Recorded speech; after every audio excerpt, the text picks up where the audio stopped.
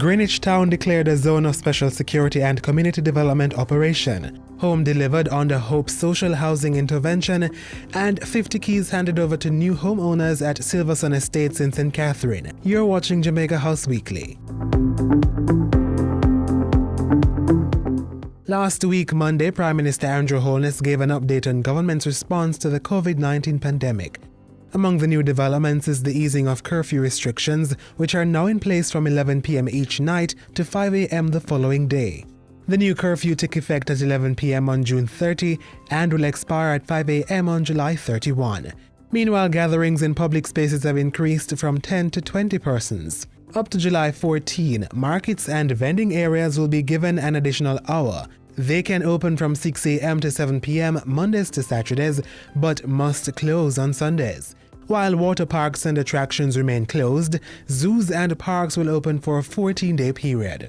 Zoos will open between the hours of 10 a.m. and 4 p.m., while parks will operate from 6 a.m. to 8 p.m. Measures related to the wearing of masks, as well as those which govern access to infirmaries, hospitals, nursing homes, and correctional institutions, will remain unchanged up to July 31, 2020. While addressing the June 29 virtual press briefing, Prime Minister Holness urged Jamaicans to maintain their vigilance against COVID-19.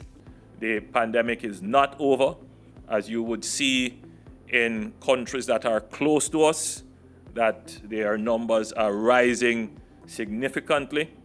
And it is, aside from the good management that we have given to the pandemic, but a lot has to do with your own personal responsibility and your faithfulness and consistency in observing the measures.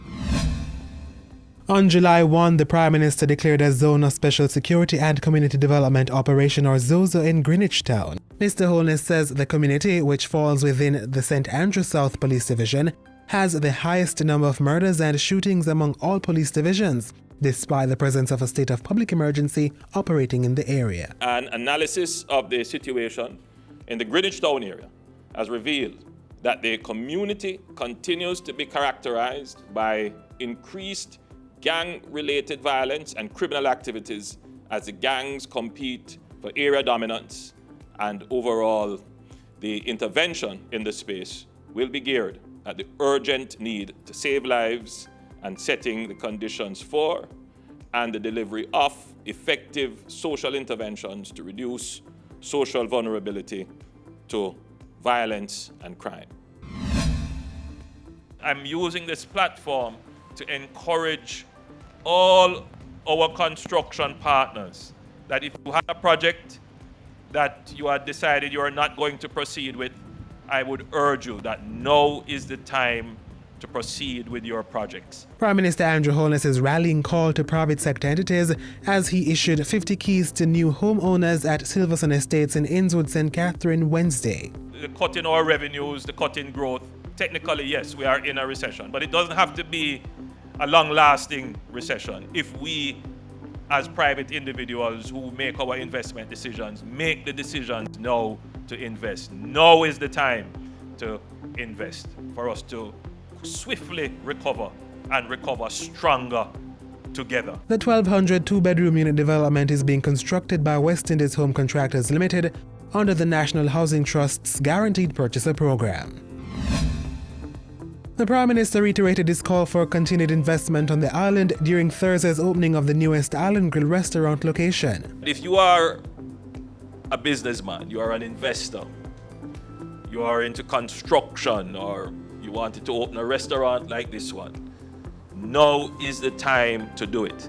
If you want to avoid a dim and pessimistic future, then you have to act in a positive and optimistic way. So if you don't invest, then there will be a recession. The $100 million investment is located in downtown Kingston. Mr. Holness hopped over to St. Mary on Thursday to deliver an upgraded dwelling under the social housing component of the HOPE program. 3 sisters received 3 attached 2-bedroom units with bathrooms and other amenities. The multifamily home was built at a cost of $22.6 million. Mr. Holness says government will be employing several models to deliver houses to the most vulnerable in society. These, he says, will include taking over a tenement yard and replacing the houses with improved facilities. The person living here doesn't have the boots or the straps. They are not an NHT contributor. Many of them are not working. They don't have any income. They would not have a chance to go and purchase a home on the open market. So the government has to put in place programs that will help them to improve the conditions.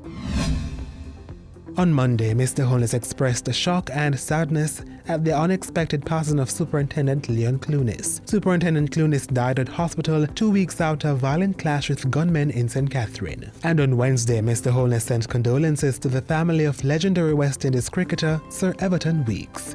He was 95 years old. And that's it for Jamaica House Weekly. Be sure to join us again next time for more of the news stories coming out of the office of the Prime Minister.